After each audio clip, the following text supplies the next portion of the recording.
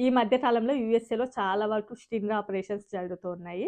And అందులోపల కొంతమంది Indians కూడా దొరికారు అని చెప్పి చాలా వీడియోస్‌లలో మీరు చూసుంటారు. బట్ నేను దాని మీద ఏం వీడియోస్ అయితే చేయలేదు.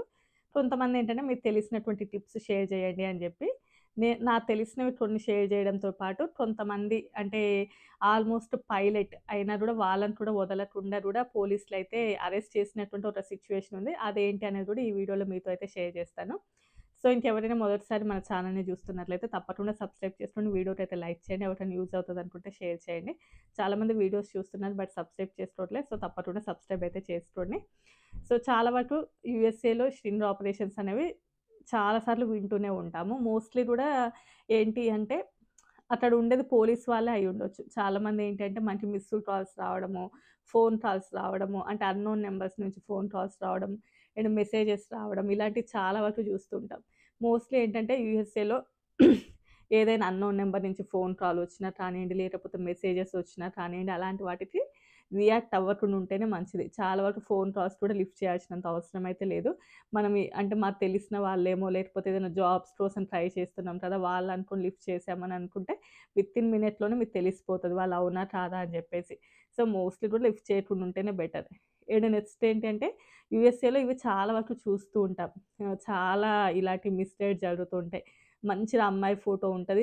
వీడియో కాల్స్ వస్తూ ఉంటాయి. అండ్ మంచి ఫోటో ఉంటది పైన. ఫోన్ కాల్స్ వస్తూ ఉంటాయి. సో, ఆ టైంలో మీరైతే లిఫ్ట్ చేయాల్సినటువంటి అవసరం అయితే లేదు. సో, మెయిన్‌లీ అదైతే గుర్తుంచుకోవాలి. ఇంకోటేంటంటే ఆహ్, మైనర్ పిల్లలతో కావచ్చు, లేకపోతే ఒక సమ్ ఏజ్డ్ వాళ్ళే కానియండి, వాటెవర్ ఇట్ ఈస్ ఎవరైనా కూడా మిస్‌బిహేవ్ అయితే అస్సలు చేయకూడదు. ఎందుకంటే కొన్నిసార్లు పోలీస్ వాళ్ళే ఏం చేస్తారు అంటే ఎదుటి వాళ్ళ యొక్క మెంటాలిటీ ఎలా ఉంది, వాళ్ళ యొక్క బిహేవియర్ ఎలా ఉంది, వాళ్ళు ఇలాంటి వాటిని యాక్సెప్ట్ చేస్తున్నారా లేదని వాళ్ళంతట వాళ్ళే కాల్స్ చేసి మిస్‌గైడ్ చేసే ఛాన్సెస్ కూడా ఉంటాయి.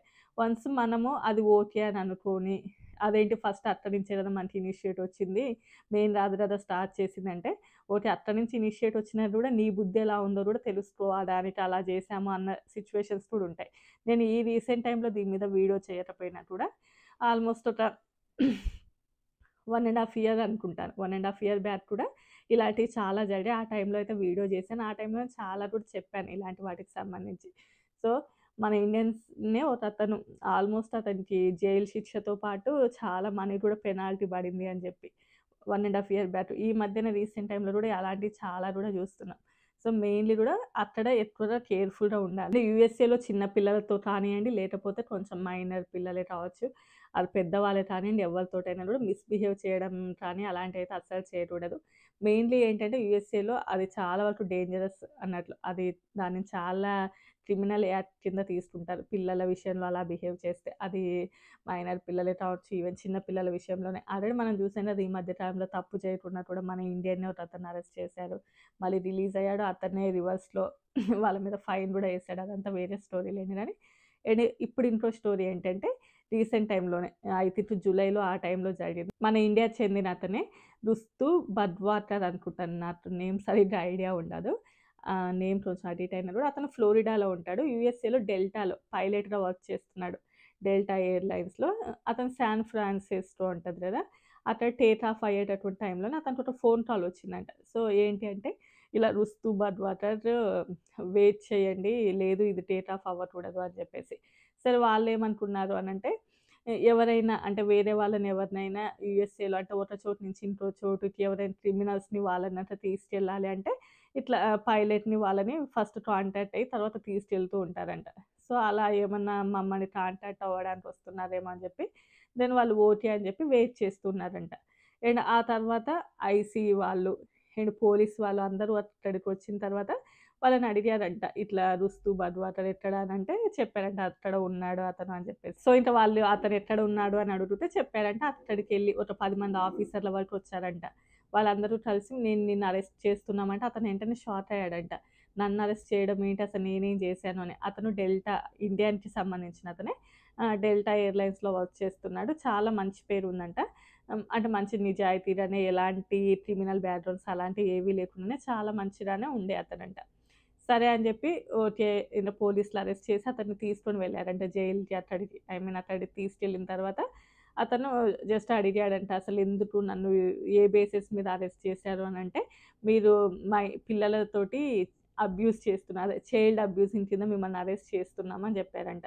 అతను నేను ఫ్లోరిడాలో ఉంటాను. సుమారుగా ఒక సంవత్సరన్నర, 2 సంవత్సరాల నుంచి అసలు మా చుట్టుపక్కల పిల్లలు కూడా ఎవ్వరూ లేరు. నేను అలా బిహేవ్ చేయడానికి, చైల్డ్ అబ్యూస్ చేయడానికి అంటే, ఇప్పుడు కాదు చేసింది ఒక 3 సంవత్సరాల క్రితమో, 4 సంవత్సరాల క్రితమో అంట. అలా 3-4 ఇయర్స్ బ్యాక్ చేస్తే ఆ చైల్డ్ వాళ్ళ మదర్ ఇచ్చినటువంటి కంప్లెయింట్‌ని బేస్ చేసుకొని అతన్నైతే అరెస్ట్ చేశారంట.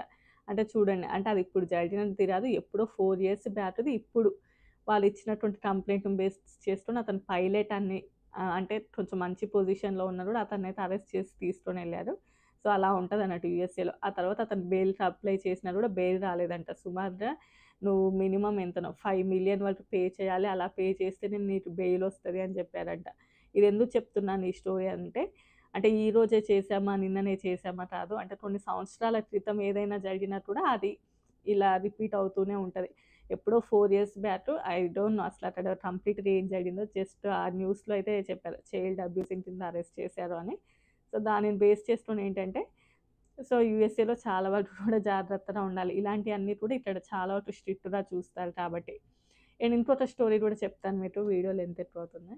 సరే, షార్ట్ అండ్ స్వీట్‌గా చెప్తాను.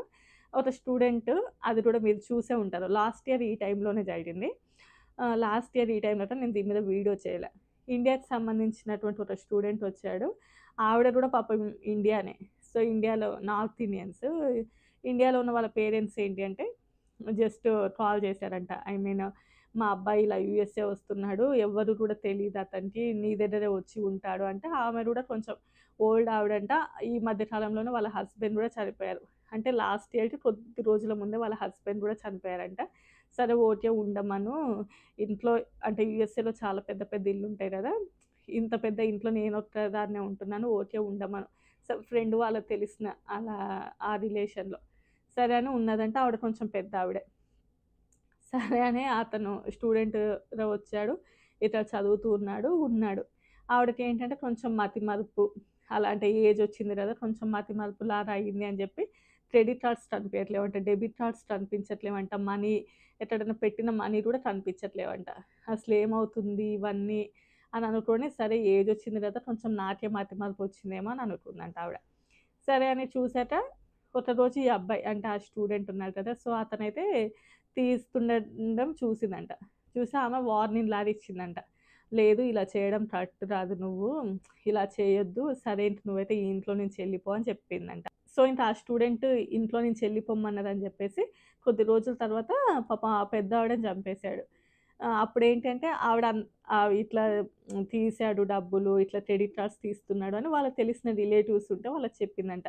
కొద్ది రోజుల నుంచి ఆమె ఫోన్ అటెంప్ట్ చేయట్లేదు. అసలు వచ్చి మాట్లాడట్లేదు. చుట్టుపక్కల కూడా కనిపియట్లేదు అని చెప్పి పోలీసులకు కంప్లెయింట్ ఇస్తే వాళ్ళొచ్చి డోర్ ఓపెన్ చేసి చూస్తే ఇంట్లో అలా చనిపోయిందంట. మొత్తం సీసీ కెమెరాలు అవన్నీ రికార్డ్ అవన్నీ చూస్తే ఆ అబ్బాయి కారేసుకొని బయటికెళ్ళడం చూసారంట అందులో.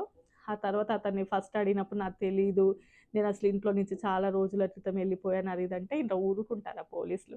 గట్టిగా క్వెషన్ చేసి అసలేం జరిగిందో తెలిస్తే అప్పుడు అసలు నిజం చెప్పాడంట. సో, మంచికి పోతే కూడా చెడు. అంటే నేనే చంపాను అని చెప్పి ఒప్పుకున్నాడు. సో, మంచికి పోతే చెడు ఎదురవుతదన్నట్టు. సో, ఇలాంటివి కూడా చాలా ఉన్నాయి స్టోరీస్. మీకు ఇంట్రెస్ట్ ఉంటే కామెంట్ చేయండి. ఇంకా చాలా ఉన్నాయి నాకు తెలిసినయి. కుదిరితే షేర్ చేస్తా మీకు అప్పుడప్పుడు. ఇంతే అండి. ఈ వీడియో నచ్చితే లైక్ చేసి, షేర్ చేసి, సబ్స్క్రైబ్ చేసుకోండి. Bye bye.